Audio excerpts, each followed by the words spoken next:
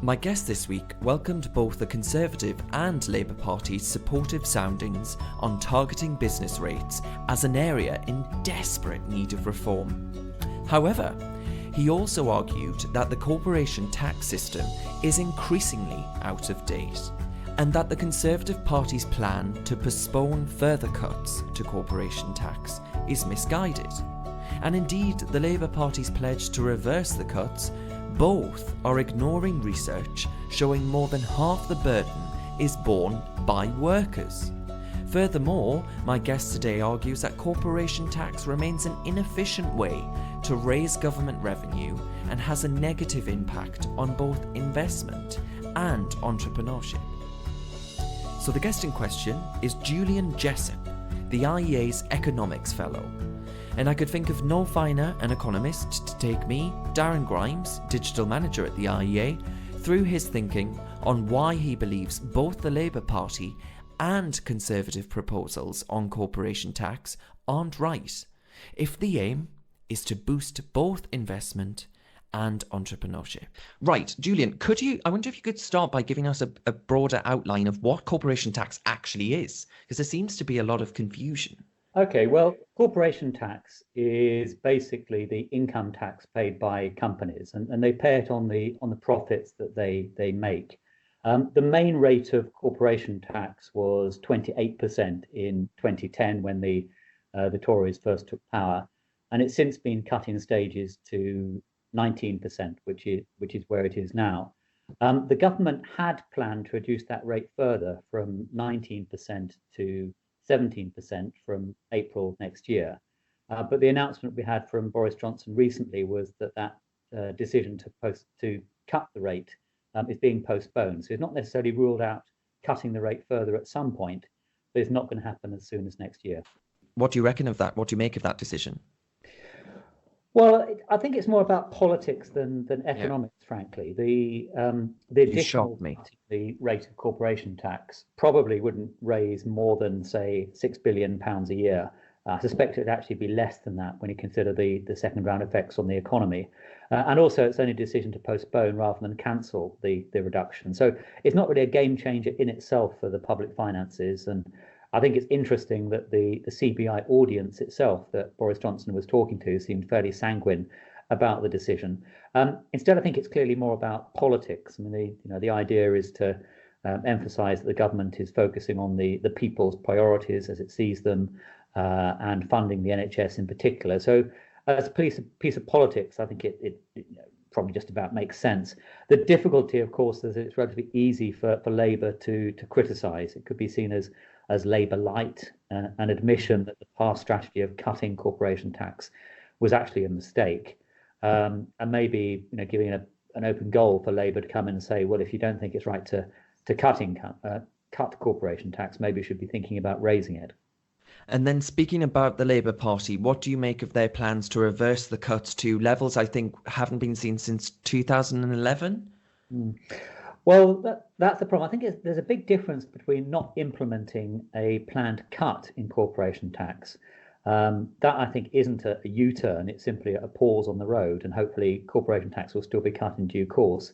And what Labour is proposing, which is actually to reverse the bulk of the cuts that we've had so far, to take corporation tax back to 26%. So, as you say, only a couple of percentage points lower than when the Conservatives took over.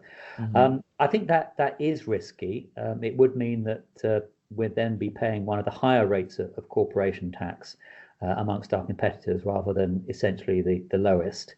I don't think that sends a great signal to businesses looking to invest in the UK, particularly when businesses and investors generally might be a bit nervous about some of the other things that Labour are planning to do, for example, in terms of property rights and an increased role for the state in setting wages, prices and rents, the renationalisation programme and so on. So I think this is a particularly bad time to be talking about raising corporation tax. Equally, to some extent, I think it's a bad timing to be talking about not cutting it, because Brexit uncertainty has definitely held back investment over the last few years. I think it would have been a good idea for the government to continue with the plan of cutting corporation tax next year as a signal that the UK is very much open for business. But isn't the UK corporation tax rate already relatively low? That's true. So again, that's a good argument for saying that leaving it at 19% isn't a disaster. But I think the bottom of the league is actually a pretty good place to be in terms of corporate tax rates. There's quite a bit of international evidence on this. There's been a downward trend in corporation tax rates, actually pretty much in all the major economies over the last 10 years or so. So, for example, the OECD has calculated that the average corporate tax rate has fallen from something like 28.6% in 2000 to just 21.4% last year. Interestingly, despite this, or maybe even perhaps because of it, the share of corporate tax in total tax revenues has actually increased slightly on average, and it's also held up well as a percentage of GDP. So there's some sort of international evidence, first of all, that the downward trend in corporation tax is significant and I think likely to continue, but also that it hasn't done enormous amounts of damage to the revenues actually raised. So yeah, okay, so there might be evidence that there is a Laffer curve when it comes to corporation tax then. Well, I think that's right. I mean, funny enough, the Laffer curve has been in a lot of public conversations recently, so I think most people are familiar with what it means. But just to recap, it's the idea that if you raise tax rates beyond a certain level, you actually get negative returns because the increase in tax rates discourages activity, discourages investment and entrepreneurship and so on. And even if the tax rates go up, you actually therefore end up bringing in less money than you would otherwise have done. Now, to be clear, the Laffer curve only applies at a certain point, and it's very difficult to know at what point the revenue maximizing tax rate is. It's particularly hard to work out what it is in the case of the UK, because there have been a number of things happening over the last few years. It's absolutely true, of course, that the headline rate of corporation tax has been reduced at the same time as overall corporate tax revenues have increased. That at face value is evidence of a Laffer curve effect. But there have been two other things going on at the same time. One is that the economy itself has been recovering strongly, so you would have expected tax revenues to rise even if tax rates hadn't been cut.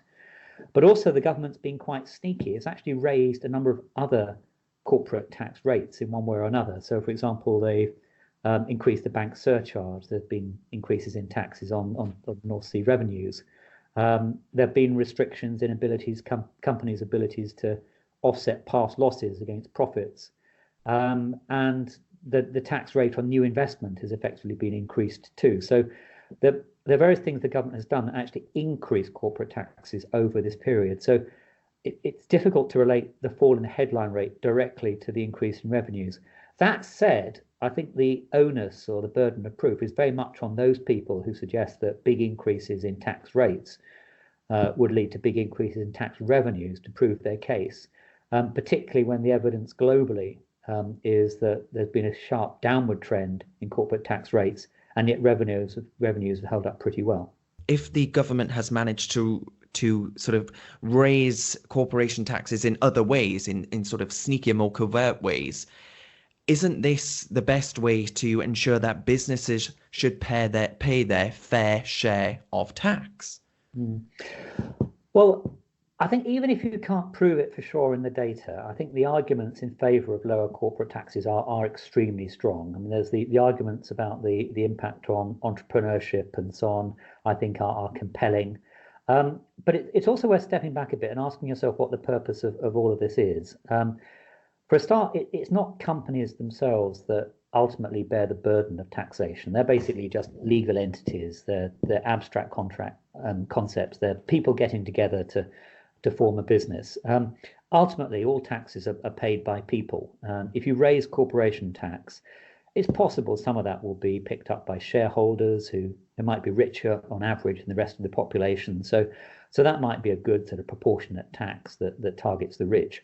But as you said in your introduction, actually the evidence is that the biggest single burden actually falls on employees of these firms, either in the form of lower wage increases or less employment than there would otherwise have been. Consumers often pay the price in the form of higher prices. If you raise taxes on companies, then they will pass it on to their customers. And the rest of us suffer more generally. There's a big investment problem in the UK. And I think corporation tax is part of the problem there. If you have high levels of corporation tax and in particular high marginal rates on investment, then that discourages investment, and that in turn is probably one of the reasons why productivity performance in the UK has been so poor. There's another way of looking at this, of course, and saying, should we be viewing companies as cash cows or magic money trees? I mean, ultimately, the business of a company is to make things, it's to make goods or to produce services that consumers want to buy. I don't think it's necessarily the job of companies to fund public services or infrastructure and so on. That ultimately is the role of people. Obviously, companies should pay for things that they use directly themselves. So of course they should be paying wages and so on, but also there's a case of them paying things like business rates if they're using local utilities directly, then that's fair to pay. But regarding them as basically cash cows that you can milk whenever they make big profits, I think isn't necessarily the right way of looking at them. So do you think then this comes down to a PR problem? Because I think when you talk to the average voter that out there, that they actually, when they hear the word corporation tax, they think you're going after the likes of Apple, they think you're going after the likes of Amazon, when actually that's not the case, is it? Corporation tax is paid for by their employers, small to medium enterprises. Well, I think it's another very good example of how, if you like, free market capitalism has an image problem. There are lots of myths that have been allowed to build. For example, there's been a huge increase in inequality when all the data suggests that inequality has been flat or even falling. There are a lot of myths around the taxation of companies, particularly multinational companies, but particularly tech companies. A very common mistake that is made, for example, is to look at the sales that an online marketplace like Amazon might make in the UK, and compare that to the corporate tax bill that they have, which is basically apples and oranges. You don't pay corporate tax on your sales, you pay them on your profits, and an online marketplace like Amazon actually isn't terribly profitable. Most of the profits that are being made are going to the people selling on the site, not to the site itself. But Amazon and the other tech giants are obviously easy and popular targets, partly because of the perception they're underpaying tax, but also because of other issues, concerns about fake news, concerns about manipulation of elections, concerns about the abuse of social media generally. So there are reasons why the tech companies are unpopular, but to the extent there are problems there, then the tax system is not the place to fix them. The burden of tax should be kept as low as possible for companies of all types, because otherwise it's the rest of us who end up paying the price. So as far as paying their fair share, then I go back to that catchy little soundbite that seems to pop up everywhere. But are the tech giants paying their fair share, insofar as you accept the premise of there being a fair share?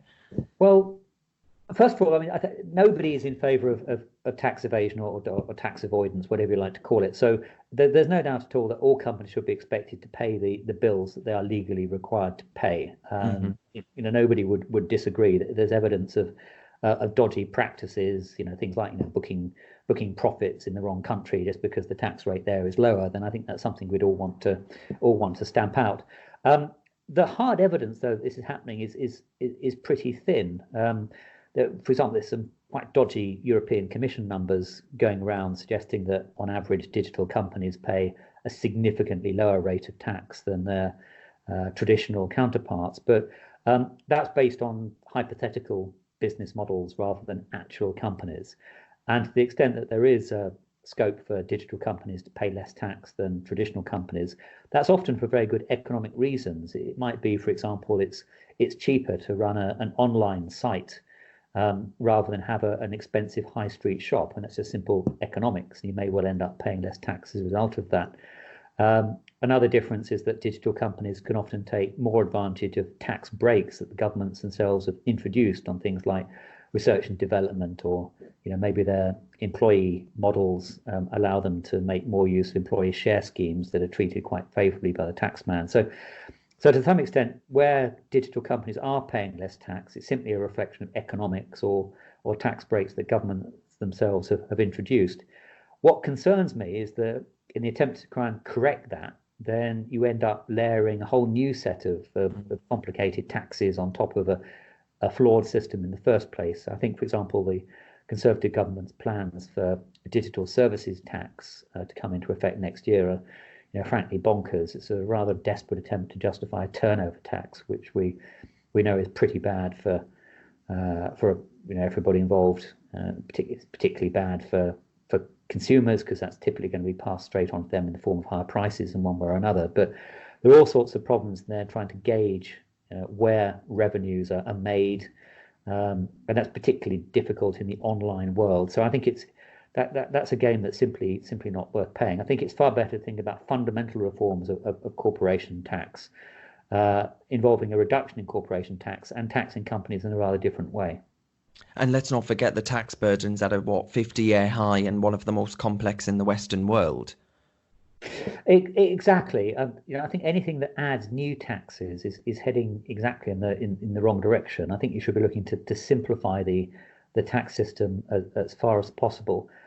This is one thing that makes me nervous, by the way, about the proposals that are essentially being led by the OECD, but have already been enthusiastically embraced both by the Conservatives and particularly by Labour, which is to try and apportion the profits that companies make into different countries based on things like the number of people they employ there and the assets and the sales that they make. On paper, that sort of makes sense, but I think it's going to be extremely difficult to do it in practice. Trying to apportion revenues and profits in this way is extremely difficult, and I think it will just create new ways for companies to game the system. I think it's just an additional complication that we could do without. Now, to end, Julian, I wonder if I can make you sort of put your acting hat on, or Chancellor of the Exchequer for the day. What do you do about this? I mean, do you get rid of corporation tax altogether? Do you just lower it? What would be your ideal? Okay, well, in an ideal world, I would actually get rid of corporation tax altogether. I know that's controversial, but to be clear, I would replace it with a tax on profits when they're actually distributed to the owners of the company in the form of dividends. So the people that own the company would still pay taxes on the profits, but you wouldn't get that big disincentive to investment that you have at the moment. I think that'll be a lot simpler system. Realistically, though, I can see that's going to be very difficult to get done. So my alternative would be to focus on what I think is the biggest single problem in the corporation tax system at the moment, which is the way that it penalises investment. And I think there's a good case for significantly increasing the capital allowances, maybe saying that you can invest as much as you like, and that will be knocked off your tax bill. That may well mean that in the short run, the effect is the same as my original proposal, getting rid of corporation tax completely, because those companies that invest a lot of money won't then be paying any tax. That might be a proposal that's easier to sell, but the essential definitely politically.